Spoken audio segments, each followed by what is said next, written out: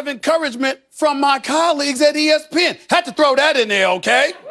They even took time to give me a beautiful shout out on today's edition of my show, First Take on ESPN. Look how excited they are for me.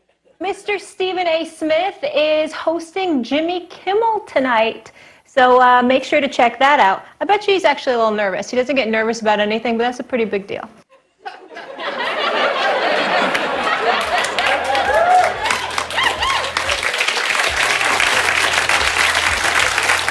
Thanks a lot, Molly. I actually didn't feel any pressure at all until you said it like that.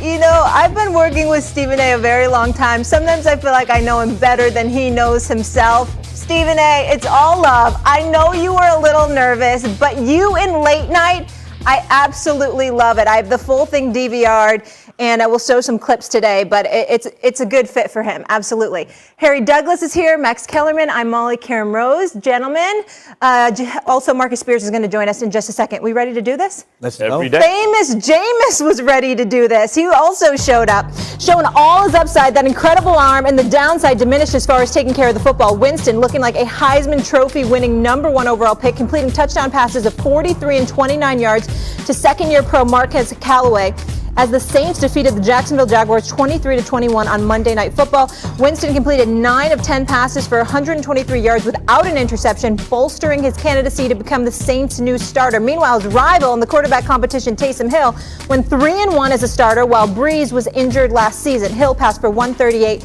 and a TD. Let's hear from the Saints. We're always updating our resume. We're constantly, all of this film doesn't disappear. You know, you're always trying to put your best foot forward and create that value for yourself, you know, as a teammate, as a player that has a role, whether it's in the kicking game or whether it's on offense or defense, whether it's for depth. I mean, that's something that, you know, there is a sense of urgency for these guys. I haven't started a football game in so long, man. So I was so excited to just get an opportunity to start and lead the pack, man. It was exciting, and the rhythm was great. Offensive line was phenomenal, and we had guys like Quez making plays all night, man. You gotta love that. I'm not going to lie, Harry. It was fun seeing him out there, right? We talked about the 30-30 club, but like that. The bad 30 was gone. It felt like Sean Payton was helping him take care of that. So tell me this, should we have ever doubted that Jameis Winston would be the starter? Not at all, Molly, and I'm glad to start this show that you addressed it, Jameis Winston, as famous Jameis, because that's exactly how he looked last night. Now to you, Max, and you know I've been waiting on this all night. Listen, if I tell you a pigeon can pull a Mack truck, don't ask me no questions. You just hook that bad boy up, Max. I told you, famous Jameis is the best quarterback for this team, and we seen that last night. I love the rhythm that he was in. He started out, first completion, 10-yard slant to Marquez Callaway, right? Then he hits a 10-yard out on third down to his tight end. Then he throws a swing pass to his running back. Then, not only that, he deciphered coverage last night. You look at his first touchdown, I'll tell you the route combination. You have a deep over route by the receiver that's opposite side of Marquez Callaway, right? So that safety that's playing quarters coverage on that opposite side, if he cuts that over route, now you have the post wide open. Jameis Winston threw a perfect pass. Then you look at the play, the touchdown, the second time, cover zero. What did he do? He deciphered it.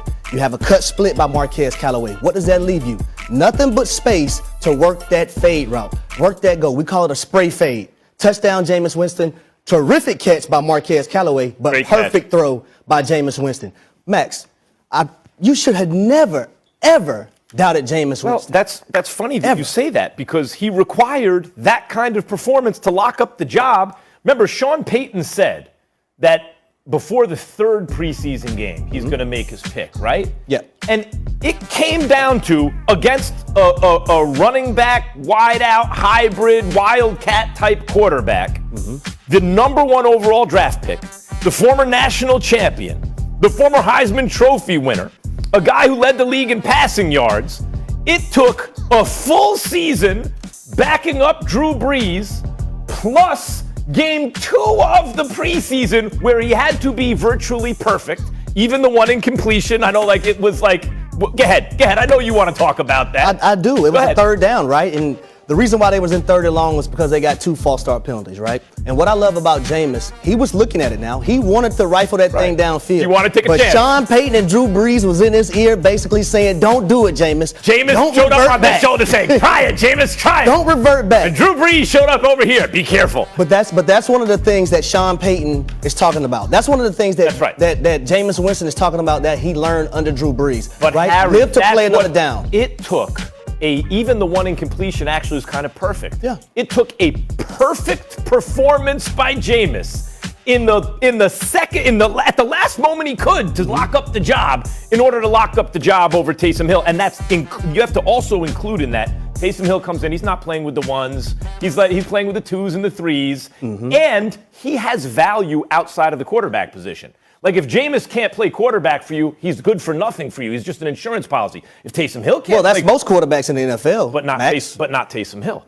Taysom Hill can help you in a variety of ways. And so Jameis has the advantage going in, and it still took this Taysom long. Hill great at? Tell me what Taysom Hill is great at.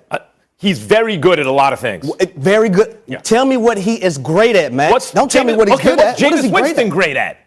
Throwing the football downfield. He's great We just at it? seen it last night. He's great at it? We just seen it last night. He can air it out. But let me tell you this, Max, right? It's not about how you start. It's all about how you finish. Hey. You know why I say that? You want By to the know why way, I say Taysom that? Hill finished well too compared to the way he Let me started. tell you why I say that. Because you brought out Jameis Winston before he got to the Saints. Yeah, sure. You want to know who else didn't start their career off very well? Tannehill. Peyton Manning. Well, Oh, no. that's a completely I gotta different era. it doesn't matter. I gotta bring it up. Completely different They era. both 2 former number 1 overall draft picks, right? Yeah. So let me drop the numbers to you. Now, Peyton Manning, his first 5 years in the league, threw for over 20,000 yards, 138 touchdowns, 100 interceptions, completion percentage 62, quarterback rating 85.9. What was Jameis Winston? Over 19,000 yards, 121 touchdowns, 88 interceptions, completion percentage 61.6. QB rating is better, 87.4. It's not about how you start, Max. Harry, that's sometimes completely you, out of- no. I understand, that's Sometimes you totally go out through of no, context. Max. It is. Sometimes you go through adversity. It's how you come back from it. Jameis Winston went through adversity. He sat behind Drew Brees. He Peyton got with Manning Sean didn't Payton, lose and he his learned. starting job 5 years into his career. And those numbers that you just cited, it is so much more of a passing league when quarterbacks are expected to do so much more early in their career. That's really not So an Peyton apples Manning to didn't apples. pass the football, and Peyton Manning had a better arsenal to work That's with. not an apples to apples. Peyton Manning, by the time he was at this point in Jameis Winston's career, there was never a quarterback Max. controversy Max, during my camp. grandma ever. always told me this, Max. Numbers don't lie. People do. Actually, numbers can be taken out of context and people can use them to lie. But not in this Actually, instance. yes, in this instance. But not in this instance. There's no equivalency between Jameis Winston. Not in this and instance. Peyton Manning. How do you know? How do you know? How do you know Jameis Winston's not going to be a I follow great both their quarterback? careers. But the point is this. Did Jameis Winston lock up the job yesterday? I think he did. Yes. I think 100%. I think Yes. the NFL is supposed to be a meritocracy. I didn't know who should start. I watched last night. The answer is Jameis Winston based on that performance. Finally, But- Max, but you wait a minute. see it that way. But wait a minute. Finally, Sean Payton sees it that way. It took that piece of evidence to lock up the job at the 11th hour for Jameis Winston. Let's not act like this was locked up from the beginning. It wasn't. He had to do it. And he That's did the it. point. But So Max, it you should have appears. never doubted him in the first place. You should never compare him to Peyton Manning. How do you know? How do you know what Jameis Winston is going to be down the line? You didn't know Peyton Manning was going to be that after he started so terribly. Especially in 28 interceptions in his first season. I'm confident in saying Jameis will never be Peyton Manning, but time. Well, I'm not saying he's going to be Peyton Manning. I'm just comparing numbers, right? It's not about how you start, Max. It's about how you finish. Jameis Winston has another opportunity now. So we're going to see how he's going to finish the rest And of he the looked Listen, good so Kevin far. Hart, you're starting hot. We got to keep going. I like all this passion. All right, so it appears Jameis has locked up the starting job, according to us here on First Take in New Orleans. But as for New England, not so much. They say if you have 2 quarterbacks, you have none. But Bill Belichick begs to differ. Belichick is non-committal on whether the former MVP Cam Newton will get the nod or the rookie out of Alabama, Mac Jones. He's not ruling out a quarterback platoon system either. Can you ever see yourself platooning 2 quarterbacks? Here's what I always say. I will always say, I'm going to do what's best for the team. I'm going to do whatever I can to help the team win.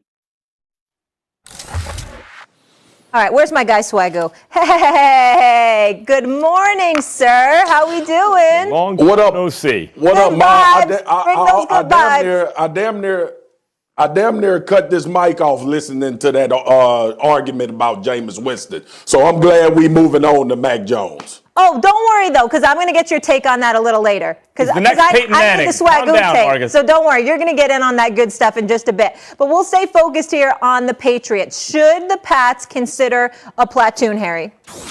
I think they should. When it comes to Bill Belichick, one thing I would never question Bill Belichick as, and that's a coach and his decisions.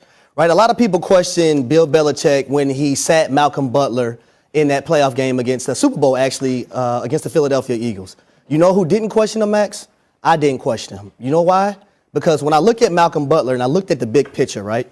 I said, okay, Malcolm Butler is a shorter, smaller type cornerback, right? Going against these bigger type receivers. Bill Belichick wants bigger corners going against these guys. You want to know why that was relevant, Max? That was relevant because the following season when Malcolm Butler went to the Tennessee Titans, they played the Eagles the following season. You want to know what Alshon Jeffries did?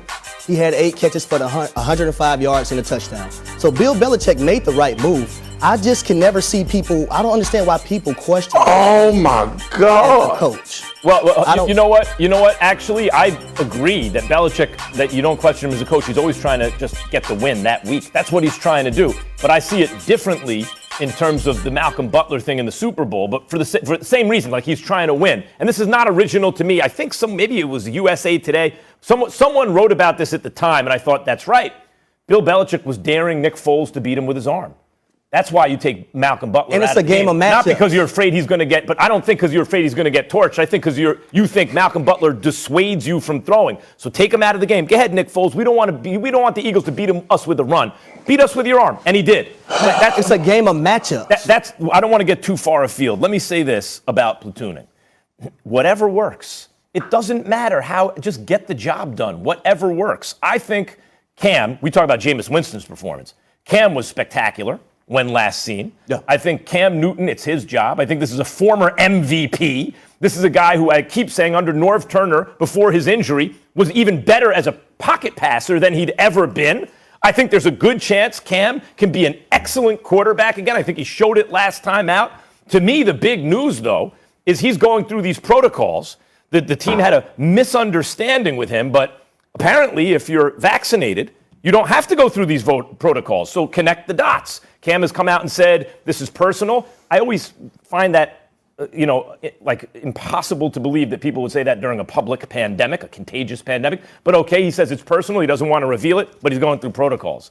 So the question is, especially with the Delta variant now, Cam, if you recall, last year, having a pretty good season early. The numbers didn't look good, but the team was winning. They were beating good teams. And Cam was looking pretty good for a guy who's coming off a catastrophic injury, new team, no preseason, no practice, bad receivers, et cetera, et cetera, et cetera. Then he got COVID, and he had to miss time, and they started losing. Then he came back, and we were all looking at him going, Cam does not look right. Then we started hearing about the COVID fog. Remember that? Yep. And Cam spoke to it. He really wasn't right the rest of the season. So my fear, Marcus, is that Cam should get the job and could have a great season. But if he's not vaccinated, and it appears to me he's not, that could happen again this year. And this time, you have a guy in Mac Jones who Patriots Nation is waiting to hand the baton to. Okay, I'm digesting, fellas. First of all, sitting Malcolm Butler was stupid because you still got cooked by Alshon Jeffrey in the game, so that was dumb. But and we not questioning if Bill Belichick a great coach. That was a stupid decision because Malcolm Butler was one of the top corners in the league that year for the duration of the season before the Super Bowl. Anyway, I'm gonna go forward. Talking about Mac Jones, yes, play 2 quarterbacks. Cam gives you a whole different element in the red zone. Obviously, you can do more. You can expand. When that field gets shorter, you need dynamic guys that can create. That's why Taysom Hill is going to be great with Jameis Winston like he's been with Drew Brees as the starter. But when you look at this situation in New England, fellas, and look, let me say this. I have an affinity for Cam. I want to see Cam have success. It's a little emotion attached to it because of how the injuries derail what I thought was going to be one of the best careers we saw from the athletic quarterback that was able to sustain for a period of time. And obviously the injuries caught up and then we start to see that tail off. Cam had great moments last year. He had terrible moments. 8 touchdowns, 10 interceptions ain't going to be the starter for Bill Belichick this year. They went out, made hiccups with Jonnu Smith under Henry, who's injured. They did things that they needed to do to become a better football team. Guess what Bill Belichick ain't going to do? He ain't going to let no quarterback mess this up. He is not going to look for a 5,000-yard passer or a 40-touchdown guy. He's going to look for an efficient guy from the pocket that can consistently complete the football and use a run game and an offensive line and a defense that's going to be top 5 in the NFL. So look, when we start talking about Bill Belichick, we've seen throughout his career he's going to do what's best for the team to win. And if that's a 2-quarterback system, great. But Mac Jones and Cam Newton is in a quarterback competition. Cam gone for 5 days. I don't know what that's going to mean, but they definitely can use 2-quarterback system to be a better football team. But to me, this is a lot like Jameis in the sense that whatever you thought leading, like every preseason game is a piece of new evidence for the coaches. That's what Sean Payton was talking about. You know that's how Bill Belichick thinks. Watch Cam Newton's last performance. He was going through his reads. He was threading the needle. He was making good decisions. He was doing everything that Bill Belichick would want for a quarterback, and he was outperforming Mac Jones, who has performed well. Cam has performed even better. And then you look at the heights he's hit in his career. It seems to me Cam's job is to lose, and the reason I bring up the COVID protocols is that's one way you could lose it. Well, I agree with that. I think it's Cam's job to lose. Now, I'm not saying he had a major lead over Mac Jones in this quarterback race, but right now I think it's Cam's job to lose. And you listen to Bill Belichick. What did he say, right? The only reason a guy won't have this job is he's not available, which Cam isn't right now, which doesn't really sit well for Cam right now, or there's a person that's better than him. Cam has showed me everything right now to be the starting quarterback. He hasn't lost his job. He hasn't did anything to lose his job. And not only that, he's been very supportive of the guy that he's competing with. That speaks volume for Cam. Well, it was last year he put up some career lows, so that was part of it. Obviously, we know he dealt with the COVID. Marcus Spears, just tell me this. I get that we can see 2 of them playing, but who's ultimately going to start more games? Is it Cam or Mac? Mac is going to start more games. Cam will start out as the starter. Okay. I disagree. I think, look, this doesn't mean just because this is the case now, it'll always be true. And I brought this up yesterday. No rookie quarterback who started has ever taken a team to a Super Bowl, let alone won it. Believe me, that's the objective with the Patriots every year. So between a guy who's actually been MVP, been to a Super Bowl, and looks good, actually looks better right now with this team, and a rookie, I'm pretty sure that Bill Belichick, unless Cam flat out stinks or is unavailable, is going to stay with a veteran. Now, Marcus, I see you up I got there. a question. You huffing and puffing, I don't care. You can huff and puff, you can blow houses down, but all I'm going to do is sit right back here, get my bricks, and build a house back up. Cam Newton, right now, it's his job to lose. He's going to start more games. No, I agree. I think Bill Belichick had a little fetish for a dual-threat quarterback. That's something a lot of people don't understand. Because in 2013, Cam Newton torched him with his arm and his legs. 2017, Cam torched him with his arms and his legs. Now I'm going to tell you, you can huff and puff, you can look at the ceiling all you want. I'm still going to look at you and I'm going to say what I got to say, Marcus. 2019, 3 of the 4 games that the Patriots lost were to a dual-threat quarterback. That's the type of quarterback that gives a Bill Belichick defense hard time to deal with, fits. So what did Bill Belichick, what does he see when he sees this happening to his defense? That's the kind of guy I would probably want. That's why he went. That's why he went and got Cam Newton last year and signed him, and that's probably why he re-signed him this year, because now Cam has a full offseason to go through this offense and understand this New England offense is one of the toughest offenses to learn. Go ahead, Marcus. In the NFL. Now I want to get at that again. Okay, so it seems like I'm making the argument against Cam, and I'm not. I hope Cam is the starter for the rest of the season. I don't believe that that's going to be the case. I got a question for both of you guys. When the last time the New England Patriots drafted an offensive player in the first round? What the hell y'all think they're going to do with Mac Jones? You think Bill Belichick and this staff is waiting a long period of time to get Mac Jones in as the starter? Listen, Cam Newton is playing this year to show that he can play for another team at the level in which you can win with at quarterback. Mac Jones is the succession plan. Cam on a week-to-week schedule, y'all. I know don't nobody want to say it and don't nobody believe it. He's on a week-to-week basis. Marcus, I think that's right. But that's why we said it's his job to lose, Marcus. Marcus, I think that's right. I'm not disagreeing with that. The question is, who will start the most games? I think that's right. What Mac you said, Jones. up to week to week. I don't think Mac Jones is going to start more games unless Cam comes down with COVID or gets hurt or is otherwise unavailable. But I like Harry's point a lot. Everyone assumes that Bill Belichick took Cam Newton because Tom Brady was gone. He was the best available option for the money, and he got it. And that's probably true.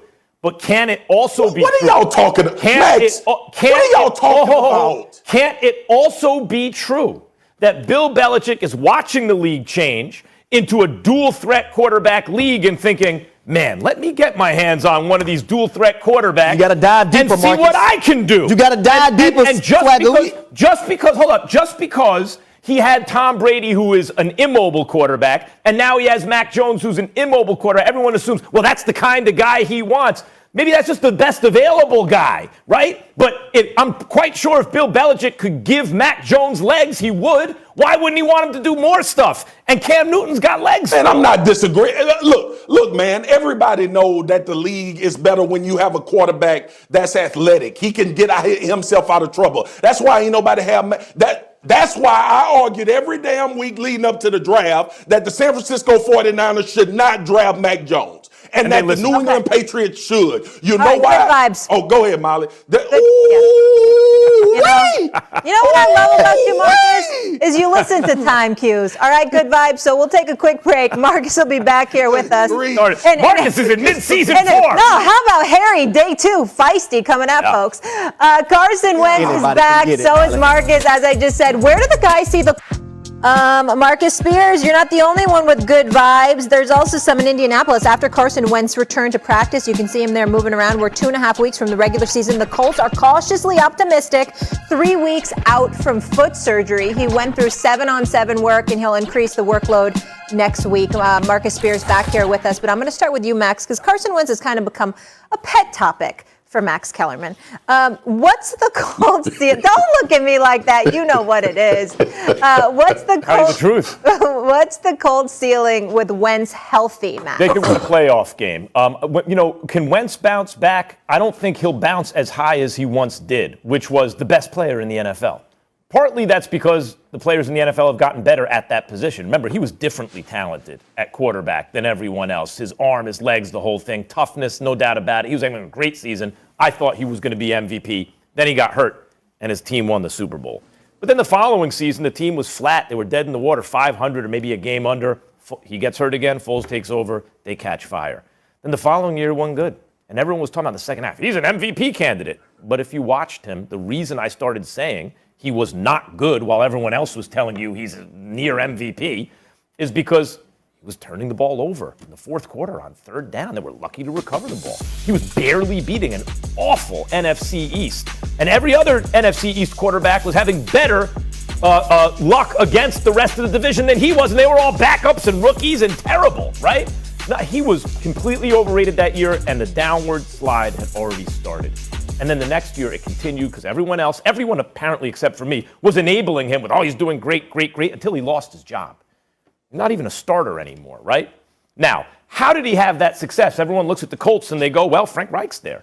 And that's where he had his success, no doubt. No doubt he had success with Frank Reich. And the Colts, let's see how these young pass rushers they drafted, like Kwity Paye and everything, if they pan out, boy, the Colts are going to be a whole lot of, no question. And Carson Wentz can get better with Reich, but from everything I hear out of Philly, Frank Reich played good cop. You know who played bad cop? DiFilippo. That's the guy who's not there. And let me tell you what Carson Wentz needs more than anything is bad cop. He has too many people because he's very tough. Carson Wentz, a tough dude. I saw him on one leg play through an injury. Anyone else would be in the hospital. He completed 2 more passes in L.A. that day. I was there at the Coliseum until they took him off the field. Right? Tough as nails. Never questioning that. Big arm. Talent to make plays that maybe 5 or 6 other quarterbacks in the league can make. But he's had enough in terms of his development of people telling him how great he is. He needs someone to play bad cop. That guy, to my knowledge, is not in Indianapolis. I think he will bounce back as a result of everything that everyone knows about the Colts and Frank Reich, but I don't think he's bouncing back to an MVP caliber player. I'll give him one playoff win as a ceiling. Max, I agree with a lot of what you said, especially the DiFilippo comment, but I think it's more than one playoff game because this team is already good. And Carson Wentz has to play better or at the level that Phillip Rivers played, and they have a chance to beat the Buffalo Bills in a playoff game. Listen, I'm optimistic, but I'm scared as hell. I got to be honest. Because I don't know if it's about Carson Wentz just going to Frank Reich and now he's going to all of a sudden become a great quarterback. I know he's surrounded by a better team. I know he's supported by a really good offensive line. I know he has a run game that he can lean on. And all of those things trend in the right direction of Carson Wentz at least bouncing back to a point with a good football team that they can win games in spite of him. And that's what that is what I'm hanging my hat on. If Carson Wentz returns to MVP form, if he plays at a high level as a top 10 guy, then this team is squarely in the center of being in the conversation when the playoffs start. The Titans got better. They signed Julio. You hope that the defense is going to show up better. But Carson Wentz, and this is why I've been saying this since this trade was made, he is under the most pressure of any player in the NFL. And Frank Reich is under more pressure than any coach in the NFL outside of Sean McVay, who got Matt Stafford, who playing is to win a Super Bowl. But when you look at this situation, I'm focused on Carson Wentz if he can be a better quarterback. I don't give a damn about all these feelings about him and Frank Reich cool, and he gonna be in a better situation, and his head gonna be right because he with the coach that likes him the most. Carson Wentz got to go out and play well and play at a level enough to uphold what the rest of this Indianapolis Colts football team did last year with Phillip Rivers, who was good enough to go beyond one game in the playoffs. So listen, I get it that Carson Wentz is with his guy, and I get it that everybody is optimistic. I understand why, because we saw Carson Wentz, to your point, Max, play at a very high level in this league, MVP level. But the bottom line is this, man. Carson Wentz is going to be the reason the Indianapolis Colts are good and can go far in the playoffs or bad. And that is the most pressure in the NFL. So I think the ceiling is beyond one playoff game if he can play at a top 10 level because of what he's surrounded with. If he plays below that, all the blame will be given to Carson Wentz and Frank Reich.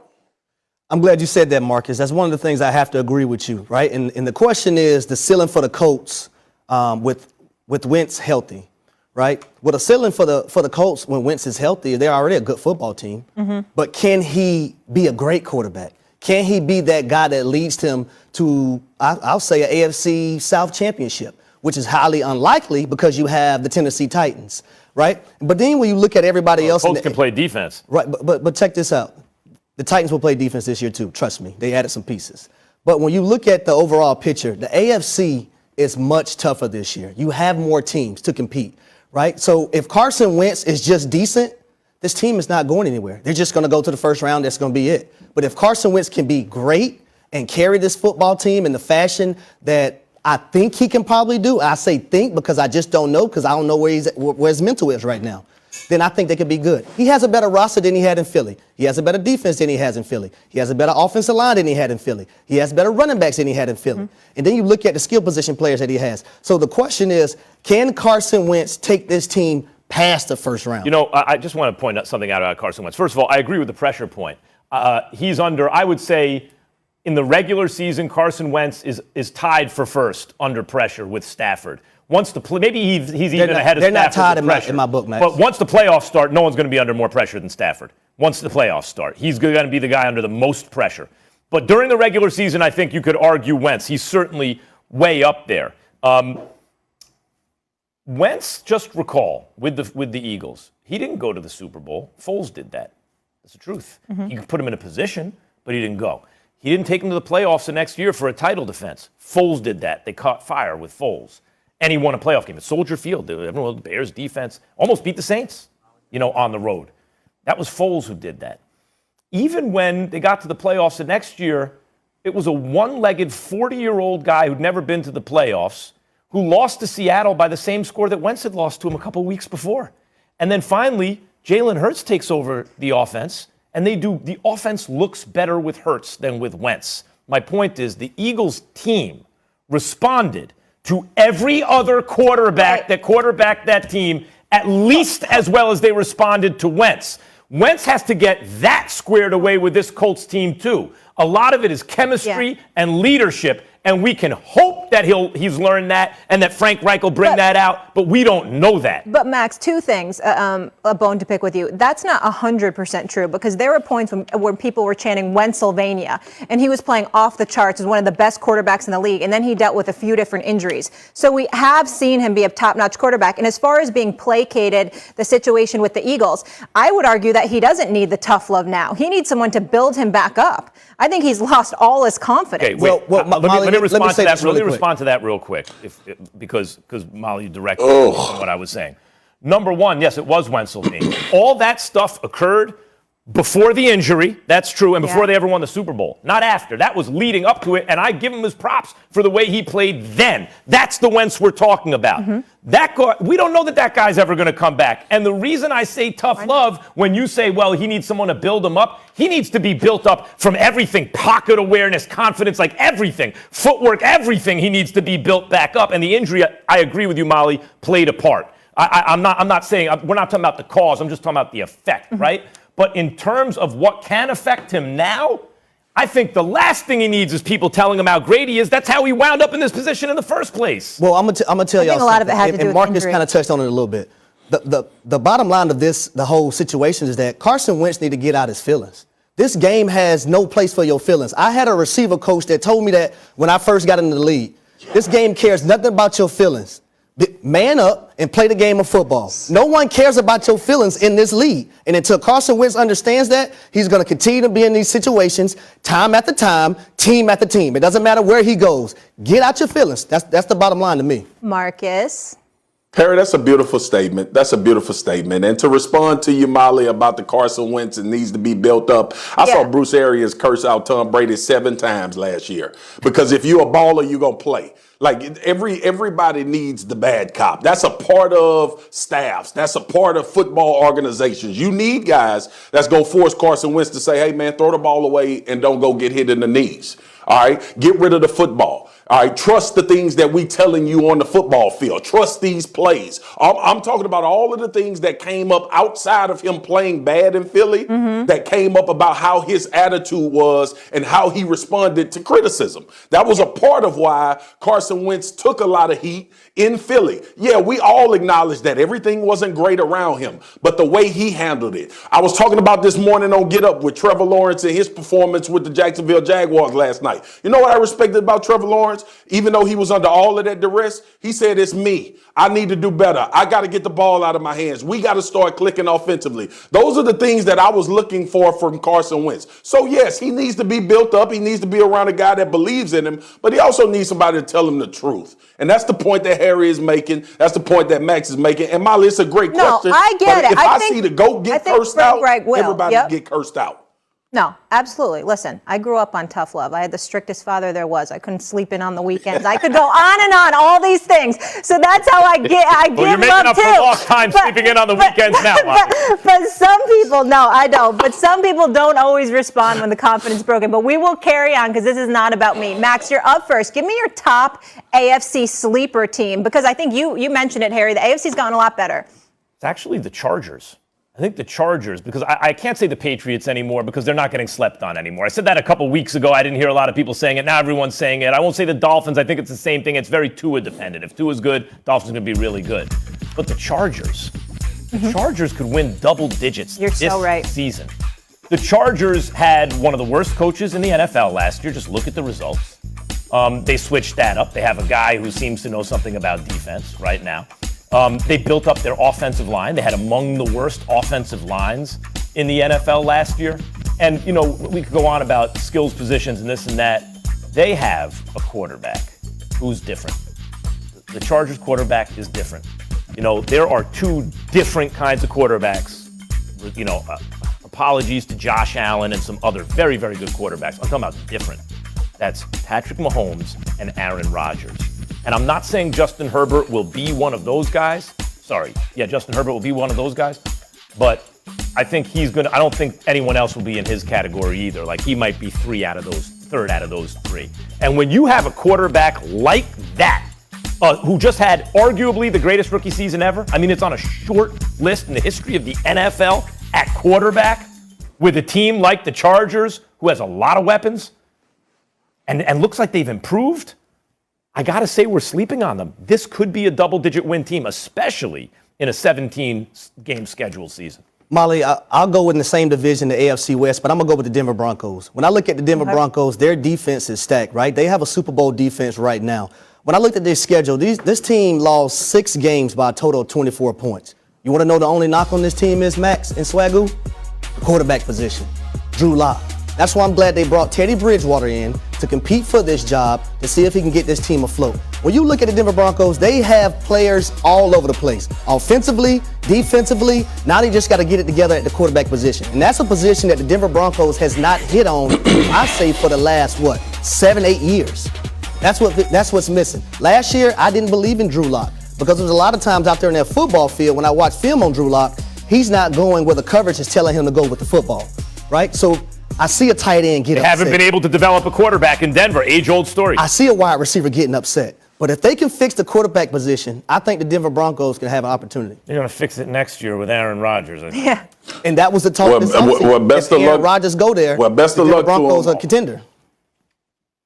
Well, best of luck to him, because damn it, they ain't fixing it with Teddy Bridgewater and Drew Lock. Listen, the sleeper in the AFC, who everybody disrespecting, is the Pittsburgh Steelers. I don't understand why the Steelers are a team that's going to be left for dead. Big Ben ain't done, obviously, when we look at him play in this preseason, but also his understanding. I want to see more Matt Canada's offense develop. I like Big Ben being under center a little bit more. Najee was a pickup. I do believe this offensive line is going to be better because I give Mike Tomlin benefit of the doubt, the coach that went 8-8 with damn Mason Rudolph starting at quarterback and Duck Hodges. And then when we start talking about teams that have a history of being really good, and despite of things that are happening around them, the Pittsburgh Steelers are squarely in the center of that. And not to mention, this defense might be the number 1 defense when it's all said and done in the league, or they'll be in that conversation with the Tampa Bay Buccaneers and everybody else that's up there top tier. Denver, Don't Washington. sleep on the Pittsburgh Steelers. Love Cleveland,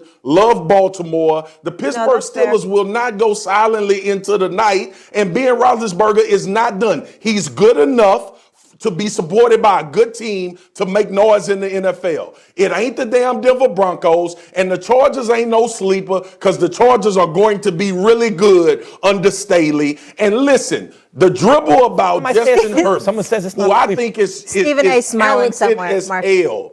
Hold on. I'm not allowed to take the Chargers, but you take a 12-win team. Yeah. They won 12 games No, last year. that's fair, Max. You're right. And Brandon Staley was Have you excellent listened to with the everything Rams. people have said about the Steelers? All right.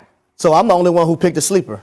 No. I think you all did. I think it's all fair. And also, they got a healthy we all Derwin picked James it. back as well. We all did. All right. We'll leave Your it there, sleeper guys. just gonna be sleep. Oh my God. Marcus on one on a Tuesday. It's Danny Dunn. Good day. Welcome back to First Take, coming to you live from the Seaport and brought to you by Chase. Thanks for hanging with us.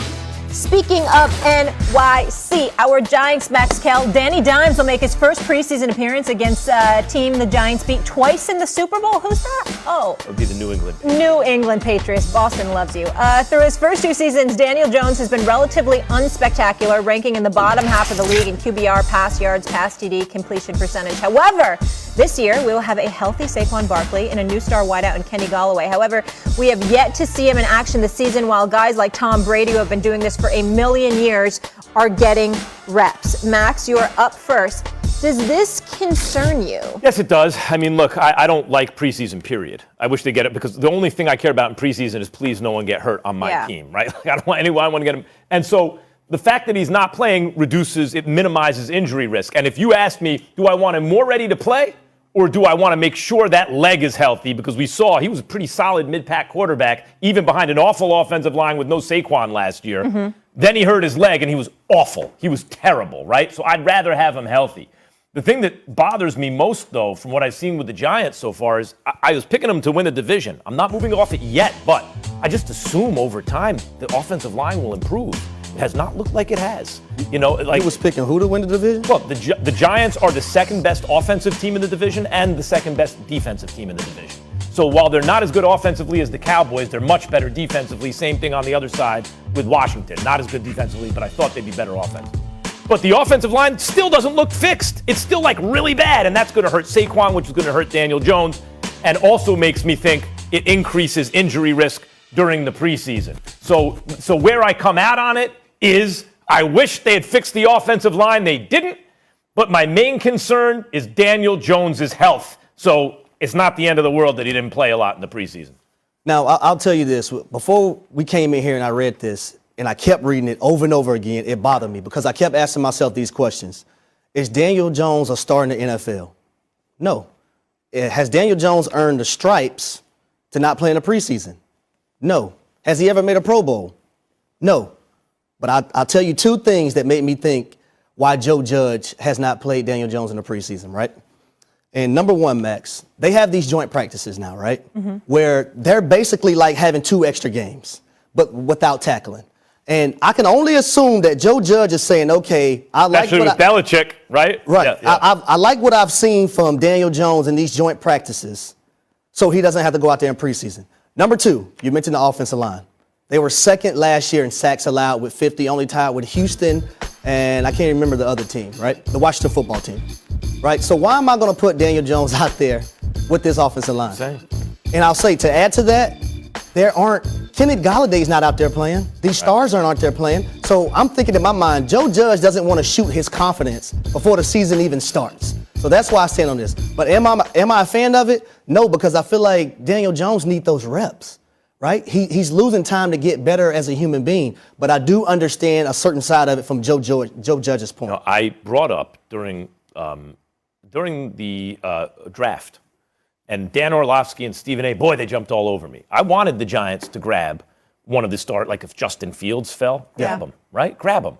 And my point was, you have competition, and, well, you trade Daniel Jones? Maybe not yet. Let's see if Justin Fields really is great. But the difference between Daniel Jones and Justin Fields is I think Daniel Jones has the potential to be a good NFL quarterback. I do not see greatness. In Justin Fields, he might be a great NFL quarterback. That's the difference.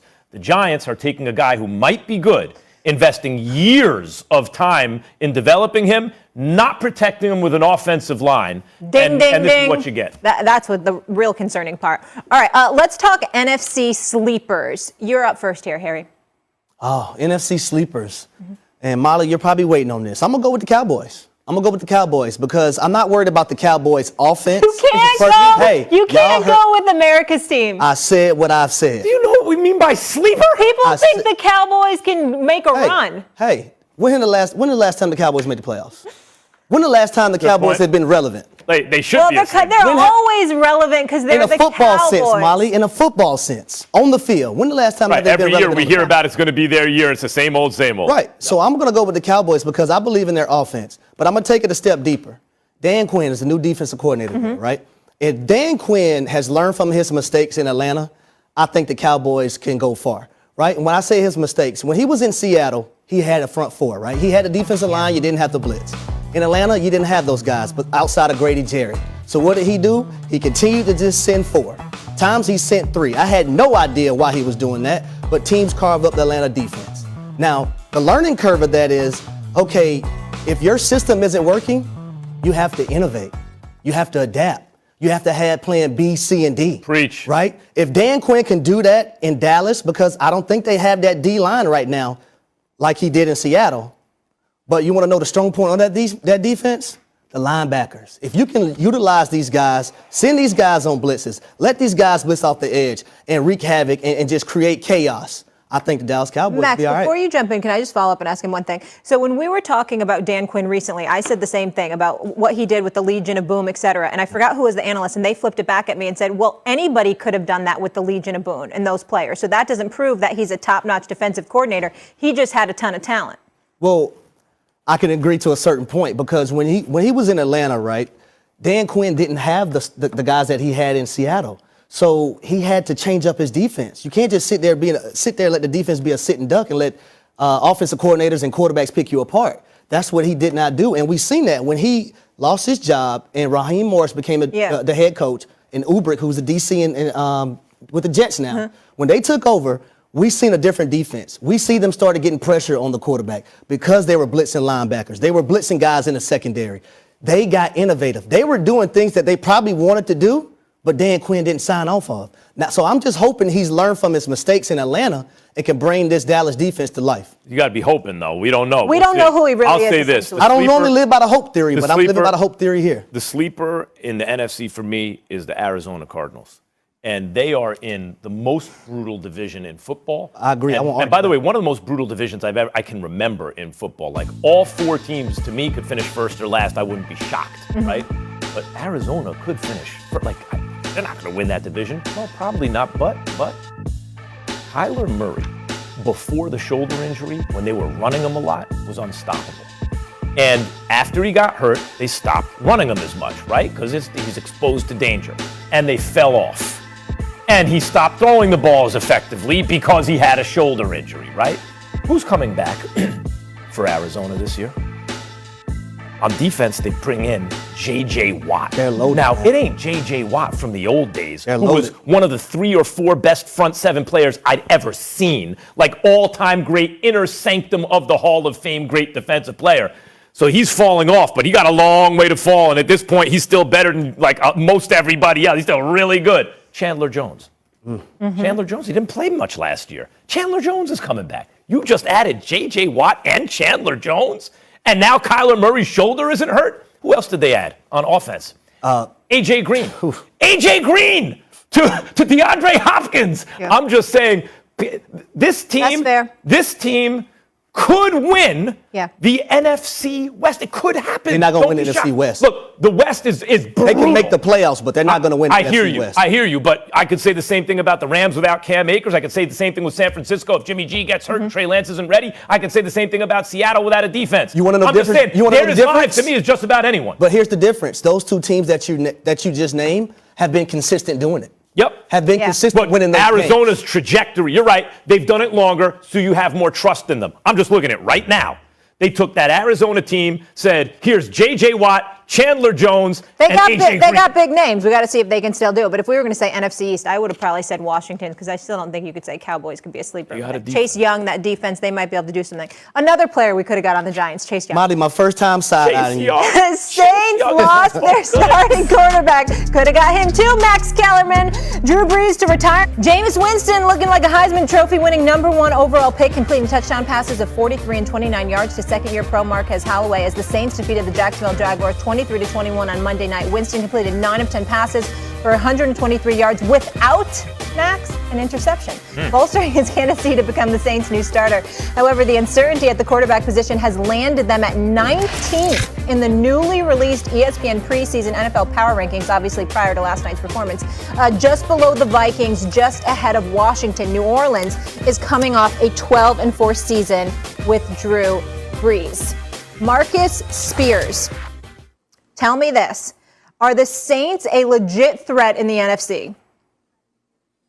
Absolutely, they are. And that's a caveat, obviously, if Jameis Winston takes care of the football. But this team is good. Like, we watched last night players, right? Like the preseason, obviously, Jacksonville is not a good team, but we watch players. And obviously, Michael Thomas won't be there at the beginning of the season. Marquez Callaway looked like he's ascending to a legit #2 target on this football team. Think about this. Alvin Kamara is a top 5 offensive weapon in this league.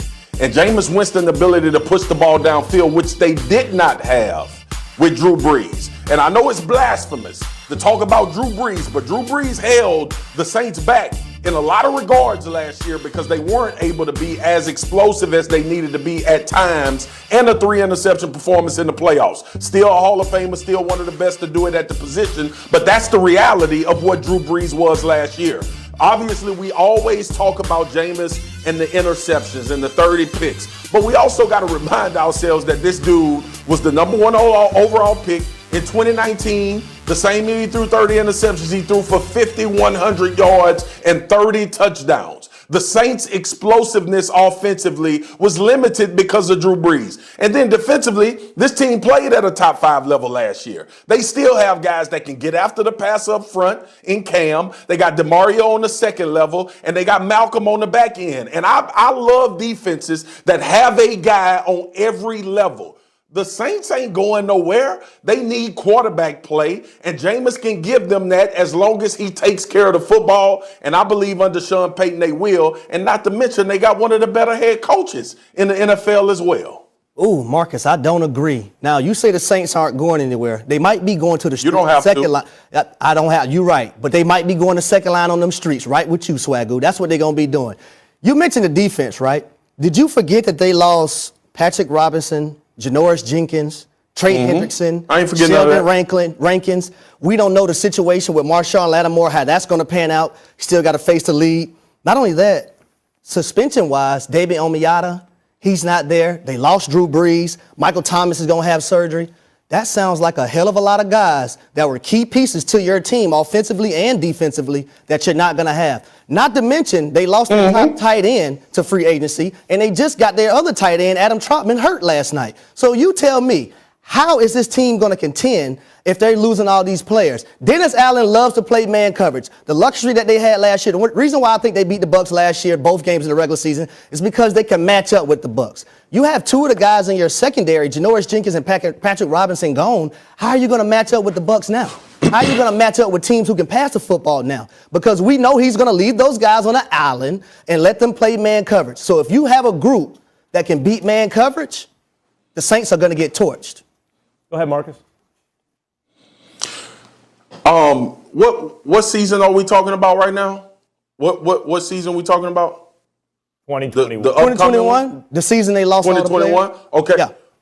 Okay. So quick question for you, Mr. Harry, and they lost all of these players. Yeah, talk to me. There's a number of teams in the NFL that lose players every single year.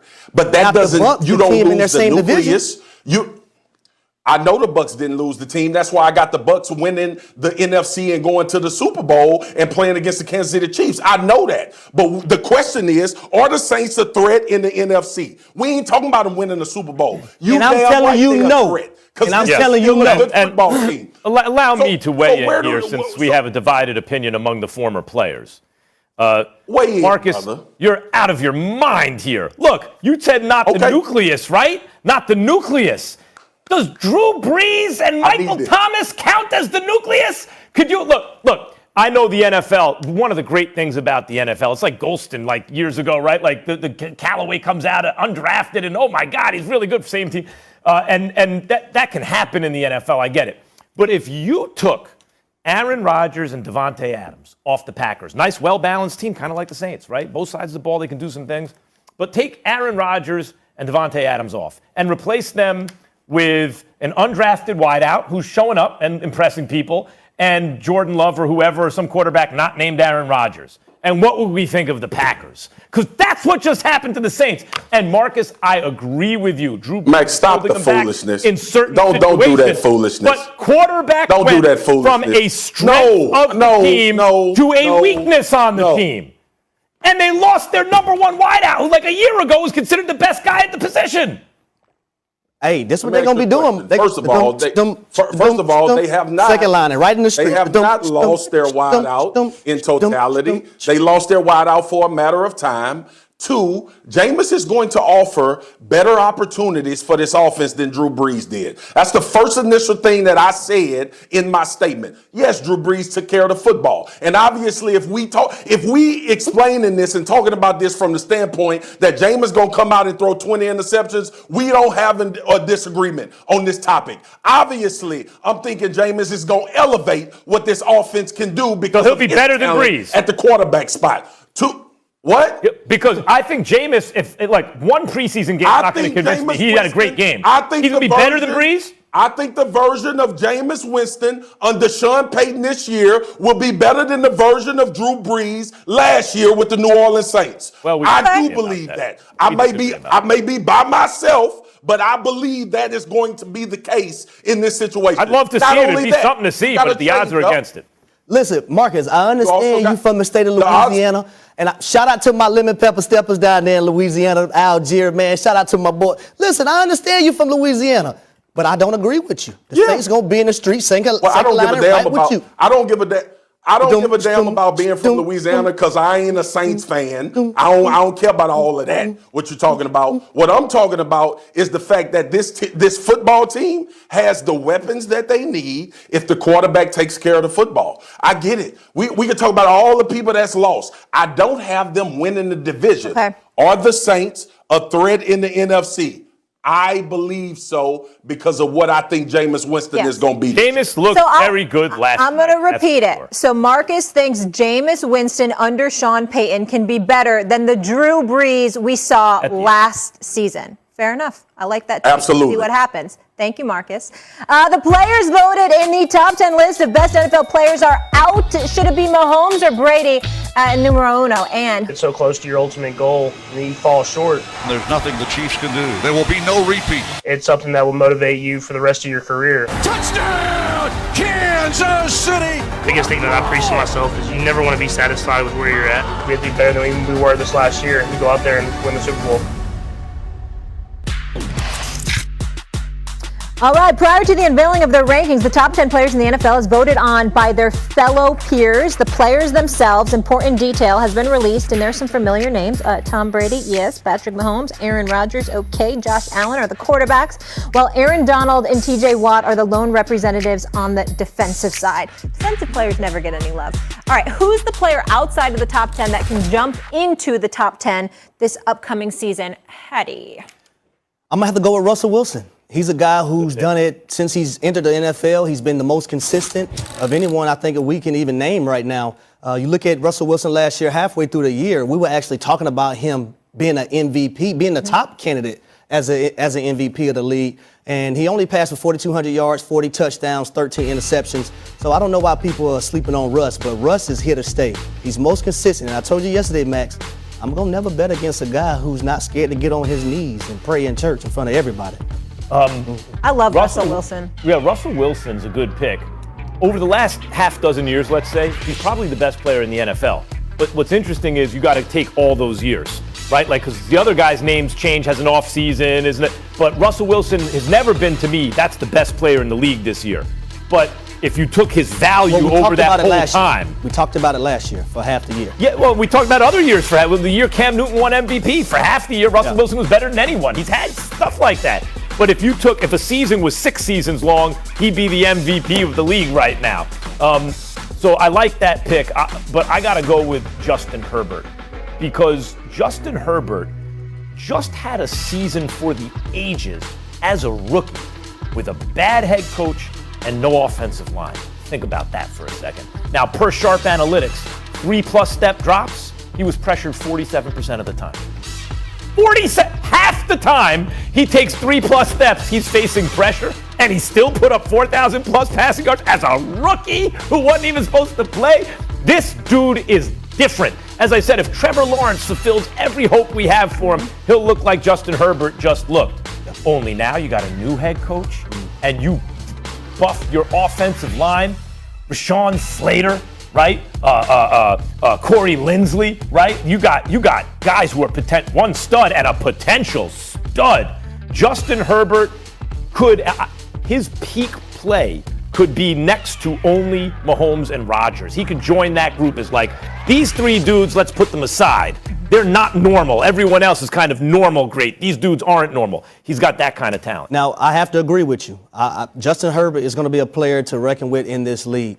But I think you left one thing out though, Max. The best thing that happened to Justin Herbert was Brandon Staley becoming his head coach. Yep. But Lombardi being his offensive coordinator. Because that guy can coach the game of football. We've seen him. He had stunts in New Orleans where Drew Brees was there doing all the things that he was doing. But I'm very high on Justin Herbert, and I'm glad he has a new head coach and a new coaching staff. Now he has those players around him Now he can pick defenses apart. Yeah, even if it's a defensive guy. But like he's coming out of a bad situation. He made it look But he good. has an offensive background as well, too. Yeah, I love both of these. I want to see Russell Wilson win another Super Bowl. Max, I'm very high on the Chargers and Justin Herbert. My only thing that I would kind of caution you on is that we have tape on him now. Is people weren't expecting him, they didn't see him coming, so now they got a year's worth of tape. So sometimes that can make a difference when defenses are coming after him. Yeah, and you got to also be that good under pressure. You know, as you got to continue to do that. That's hard to do. Yeah. But I love the fact they that always talk about the sophomore slump for nothing, but I agree with you guys on everything else. I'm just throwing that out Molly, there. I love the fact that he has devil's advocate. Keenan Allen, but not only Keenan Allen, he has Mike Williams, a jump ball receiver. Yep. When if things go to bad, he can just throw it up and let him go get it. Absolutely. All right. Does Cam Newton have an MVP campaign? He accounted for 45 total touchdowns and over 4,400 yards this season. Marcus Spears back here with us. Swagoo, hello again. Max, which MVP with no ring has the most to prove? Is this a trick question? It's Cam Newton by far. None of these other guys are competing for a starting job. Think about this. Let's do this logical deduction here, okay? Matt Ryan is a play-action quarterback. Take that away. Sometimes I'm looking at him going like, is this guy an NFL quarterback? But with play-action, he's pretty good. But and whether or not you think they should have moved on from him, they drafted him a weapon in Kyle Pitts, a couple of offensive linemen. It's his job. It's not like, is there a quarterback controversy in Atlanta? And then there's Lamar Jackson, who won an MVP not all that long ago, who got the monkey off his back, won a playoff game, who never shies away from that kind of thing. And again, it's not like the only question about Lamar is how big is the contract going to be, not whether he's, that's it. Those are the questions. It's not a quarterback. Cam Newton, Swagoo, you were on here a couple segments ago talking about Mac Jones is going to get more starts than Cam Newton. Cam Newton, by far, has the most to prove out of this group right now. For me, Max, I got to go with Lamar Jackson with the simple fact that Lamar Jackson, what's the bravado around Lamar Jackson, right? He needs to get better as a passer, right? So what did the Ravens do? They brought in Sammy Watkins, right? They drafted Rashad Bateman, who I'm very, very high on. They have Tyler Wallace as well to go with Hollywood Brown. But I'll tell you, it's two things that I want from Lamar Jackson and I need to see. Three things. I'm going to go three things. Number one, the fact that he hasn't beaten Patrick Mahomes yet. He needs to get that monkey off his back. Good luck with that. Number two, if the situation calls for it, I need him to win a playoff game with his arm. And then we go with number three. I want to see him win a Super Bowl. Those three things I want to see from Lamar Jackson, so that's why he's my pick. It's Swagoo. Man, listen, I know this is a debate show, but Harry know damn well Cam Newton under the most pressure. Like, what are we talking about? The most approved. The dude literally playing for his career. Max, all of the points that you made, I wanted to disagree with both of y'all because it would have been fun. But Cam Newton is under the most, he's on a week-to-week base. First of all, let's just take this season by itself in context. Cam Newton is the only quarterback in this discussion that is on a week-to-week trial basis to keep his job. The other two gonna start. Whether they play bad or they play good, they gonna play the rest of the season. The second thing is this. Cam not only playing for his starting job in New England, he's playing and auditioning for other teams that need a quarterback at some point during the next couple years, even next year potentially. Cam will be on another roster. That's why the conversation earlier about Mac Jones and Cam Newton, and we ran out of time. Mac Jones was drafted 15th to be the future of the New England Patriots. Guess who know that, fellas? Cam Newton knows that. So Cam is auditioning for other teams that may be looking for the services of a quarterback as well. So not only is he trying to keep a starting job in New England, he's also trying to show other teams around this league that I can still play at a level that we can win with. Cam Newton got the most to prove because of the injuries, because of how his season transpired last year, because of how it ended in Carolina.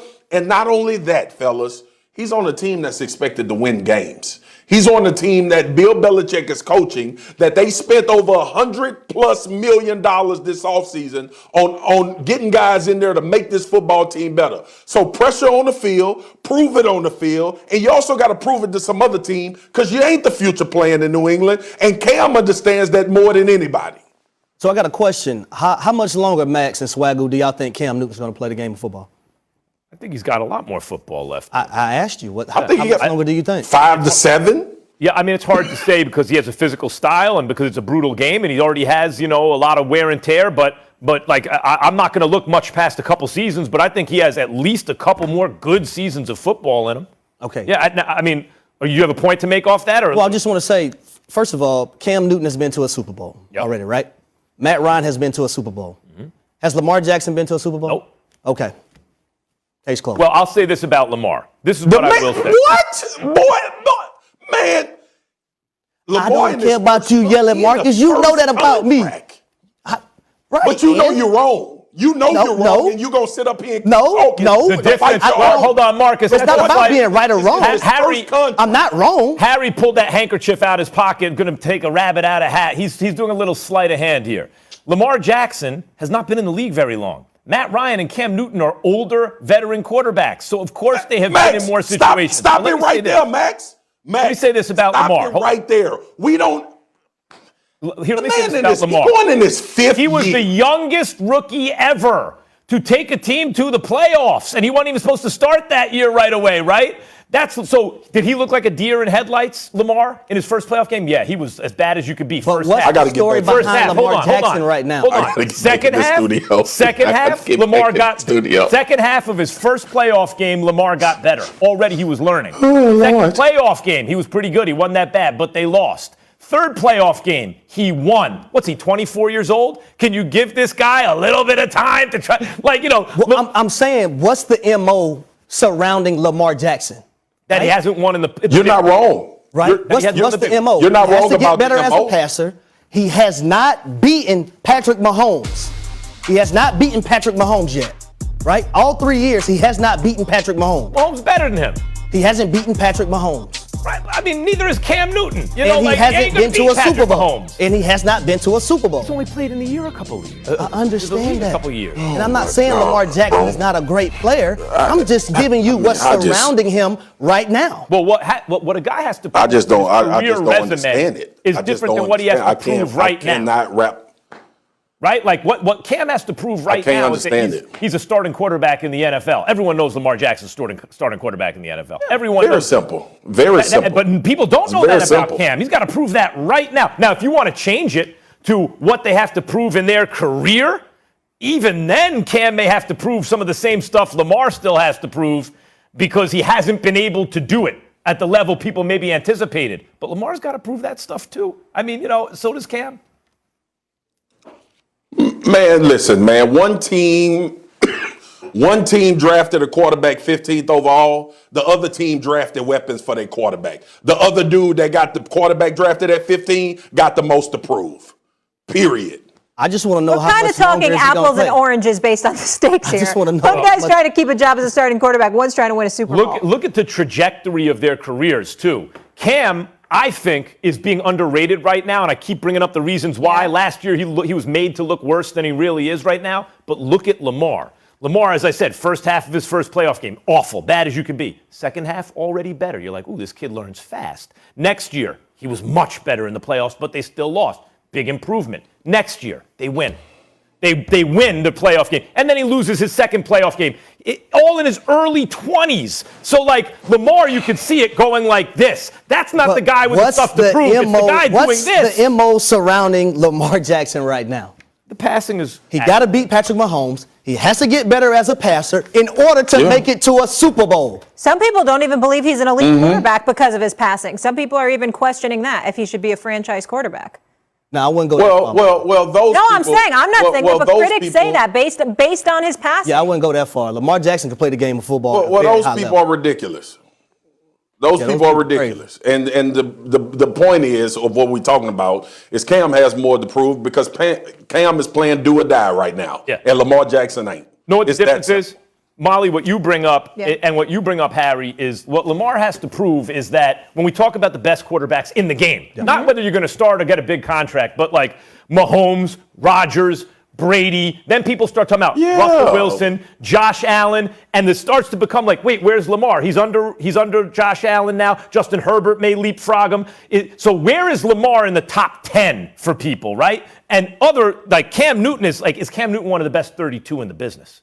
Because that's what it means not to have a starting job. You're not one of the best. Hey, I got a question. But Lamar does need to ball when the lights are the brightest in the playoffs, Marcus. Come on now. He does, Molly. But guess what the Baltimore Ravens would be if- whoa. Guess what Hold the on now. The Baltimore man just Ravens won would be one if they playoff didn't game have- last year. What do you mean he does? He just won one playoff game last year. Where would they be? Harry, I not where they believe would that be. the Baltimore Ravens, I believe the Baltimore Ravens have done a disservice to Lamar Jackson as far as the passing game. How so? I believe that Lamar Jackson can be a top tier passer in this league because I've seen some evidence of that. Now, I believe it to too. your question, I'm his Molly, fellow Louisville alum. I believe no. it too. Wait, I want to hear No, this. I'm- How have the I'm- Ravens hindered his passing? I want to hear this. First of all, if you watch the Ravens, this is a very vanilla passing scheme. They never had a number one for him. And when I say number one, Harry knows what I'm talking about. Max knows what I'm talking about. That's why I was beating the damn table trying to get them to go get Julio Jones. But they drafted Bateman, who I think can ascend to a 1. Marquise is going to be a 2. We know what Mark Andrews is as a tight end.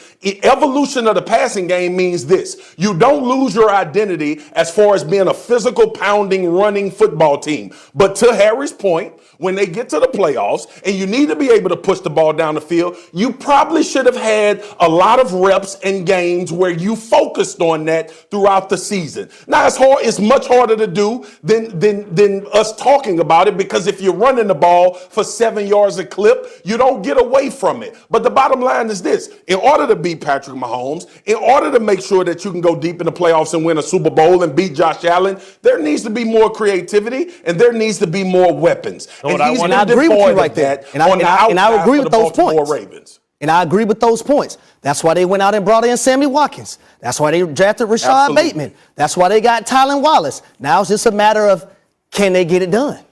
All right. So right now, in my eyes, that means he has the most to prove.